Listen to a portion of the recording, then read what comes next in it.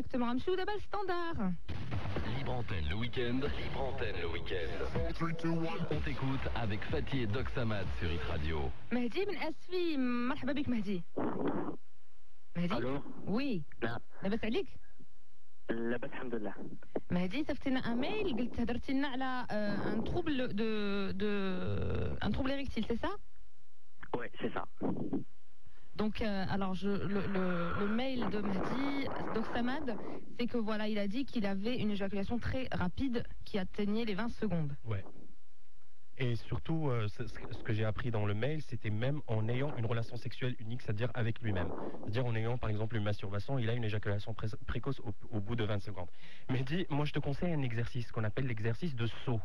Je vois l'exercice de saut, c'est-à-dire quand tu es en train de faire une masturbation en ayant en tête tout ce qui est désir et plaisir sexuel que tu es en train d'imaginer, ah ben à ce moment-là, il faut se mettre devant un seau qui est rempli d'eau, qui est semi-tiède, qui n'est pas très froide et qui n'est pas très chaude. Et puis au moment où tu as le coït, c'est-à-dire où tu veux vraiment faire une éjaculation, à ce moment-là, il faut refroidir l'organe sexuel pour pouvoir l'adapter à être en harmonie et puis en accord avec le plaisir sexuel qui existe dans ta tête.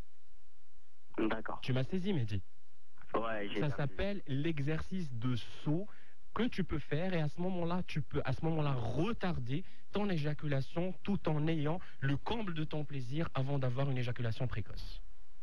D'accord, voilà. Bon courage. Bon courage. Merci. Dimanche, 22h minuit, on t'écoute sur Hit Radio. Fatih et Doc Samad. Il y a Selma d'ailleurs qui nous a envoyé un mail à la bonne heure. Bonjour Fatih et Doc Samad, bonsoir Selma. Alors j'ai 18 ans, je masturbe assez souvent, en moyenne de 3 à 4 fois par semaine. J'aimerais savoir si ça peut avoir des effets négatifs sur ma vie de couple futur. Merci beaucoup et bonne soirée. Alors, la masturbation, c'est quelque chose, enfin c'est la première relation sexuelle dans laquelle on rentre pour pouvoir découvrir notre sexualité. Et on en a dit une fois que en se masturbant, on arrive à trouver et à révéler les désirs sexuels que nous avons en tête. Donc du coup, on arrive à avoir un certain épanouissement dans notre vie essentiellement sexuelle. Et puis même dans la vie de couple, c'est quelque chose d'essentiel. Pourquoi? Parce que quand on se dit oui, je suis marié et je me masturbe de temps à autre, donc je ne suis pas normal. Eh ben non, vous êtes normal. Bien au contraire, ça permet de donner un coup de fouet, un coup d'espoir dans le couple. Parce que pourquoi? En ayant la masturbation, tu as la main mise sur ton plaisir et sur ton désir sexuel que tu arrives à contrôler toi-même. Donc en ayant la masturbation à plusieurs reprises, tu arrives à pouvoir contrôler le désir sexuel qui existe dans ta tête. Donc une fois que tu es avec ton partenaire, tu n'as plus ce problème d'éjaculation précoce et tu n'as plus de problème de combler le plaisir de l'autre. La masturbation, c'est quelque chose de normal, c'est quelque chose qui permet de connaître notre sexualité.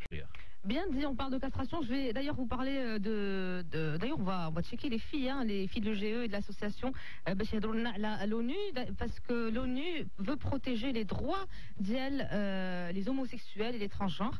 Ils ont fait c'est Ban Ki-moon qui a demandé au Conseil des droits de l'homme de réfléchir à la protection des homosexuels et les transgenres. Il y avait des gens représentants des pays arabes et des pays africains qui se sont levés de l'Assemblée parce qu'ils ont refusé que l'ONU se penche. C'est un petit détail justement. C'était à la conférence internationale de Mexico en 2008 où Ban Ki-moon avait lancé justement le droit à la protection des droits des minorités sexuelles, notamment la communauté LGBTQ, c'est-à-dire lesbian, gay, transsexual, bisexual, etc.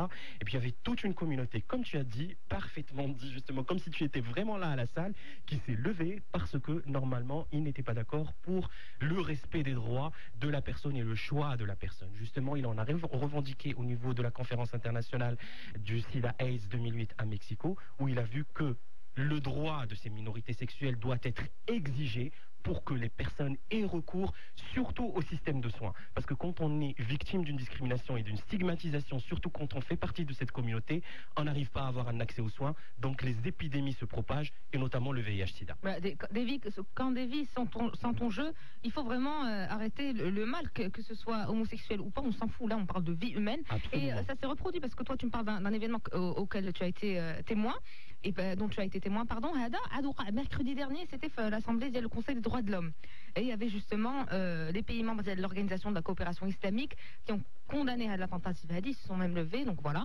Ça en dit long justement parce qu'on sait très bien que l'homosexualité elle est bannie par tous les livres sacrés, mais ça reste quand même une nature humaine qu'on doit accepter. Et c'est une orientation sexuelle naturelle, comme toute autre orientation sexuelle.